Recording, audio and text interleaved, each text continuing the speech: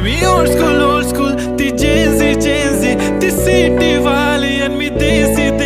तरी इगो तिला जरा भी नाही मनामध्ये खराबी नाही पॅपराझी तिच्या मागे डेली क्रेझी तरी वाय सो शाय